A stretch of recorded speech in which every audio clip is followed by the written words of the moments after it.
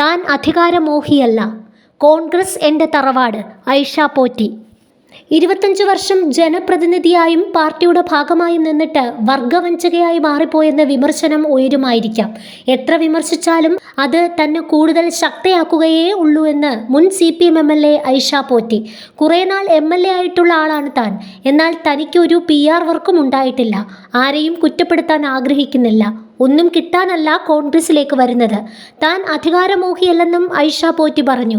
തിരുവനന്തപുരത്ത് രാപ്പകൽ സമരപന്തലിൽ കോൺഗ്രസ് അംഗത്വമെടുത്ത ശേഷം സംസാരിക്കുകയായിരുന്നു ഐഷ പോറ്റി. ഓർക്കണം, എനിക്ക് നിങ്ങളോടൊക്കെ അങ്ങേയറ്റം സ്നേഹമാണ്. എത്ര വിമർശിച്ചാലും എന്നെ കൂടുതൽ ശക്തയാക്കുകയേ ഉള്ളൂ. വളരെ മ്ലേച്ഛമായ ഭാഷയിൽ വരും ദിവസങ്ങളിൽ എനിക്കെതിരെ സോഷ്യൽ മീഡിയയിൽ കൂടി ധാരാളം കാര്യങ്ങൾ വരുമെന്നറിയാം. പക്ഷേ ഞാൻ അതിനെ ഒട്ടും ഭയക്കുന്നില്ല. വിമർശനത്തെ സന്തോഷത്തോടെ കേൾക്കുകയാണ്. വിമർശനമാണ് മനുഷ്യനെ ഇത്രത്തോളം എത്തിക്കുക. വക്കീലായി വരുന്ന സമയത്ത് പ്രസംഗിക്കാൻ പോലും അറിയില്ലായിരുന്നു. ഇക്കാര്യത്തിൽ ഞാൻ ആദ്യം പ്രവർത്തിച്ച പ്രസ്ഥാനം എന്നെ ഒത്തിരി സഹായിച്ചു. എന്നാൽ നല്ല വിഷമവും തന്നു. എന്താണ് എന്ന് പറയാൻ ഞാൻ ഒട്ടും ഇഷ്ടപ്പെടുന്നില്ല. ആരെയും കുറ്റപ്പറയാൻ ഇഷ്ടമല്ല. ഇങ്ങനെയാണോ ഐഷ പോറ്റി എന്ന് ചോദിച്ചേക്കാം. എന്നെ ഇത്രയുമാക്കിയത് നാടാണ്. നാട്ടിലെ പ്രവർത്തനമാണ് എന്നെ ഇത്രയുമാക്കിയത്, ഐഷ പോറ്റി പറഞ്ഞു. ജൂലൈ മാസം 18-ന് എൻ്റെ വീട്ടിലേക്ക് എല്ലാവരും വന്നു.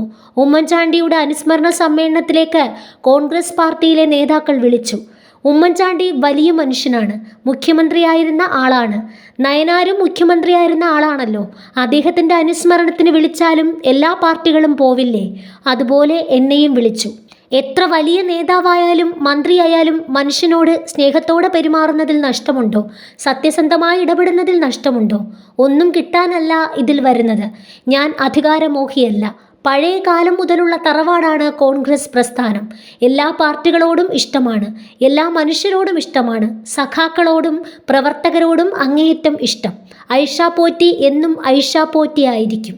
രാഷ്ട്രീയമോ മതമോ ജാതിയോ ഒന്നും നോക്കാതെ മനുഷ്യനോടൊപ്പം പ്രവർത്തിക്കാൻ ഒരു എളിയ പ്രവർത്തകയായിട്ട് ഞാൻ ഉണ്ടാകും, ഐഷ പോറ്റി കൂട്ടിച്ചേർത്തു.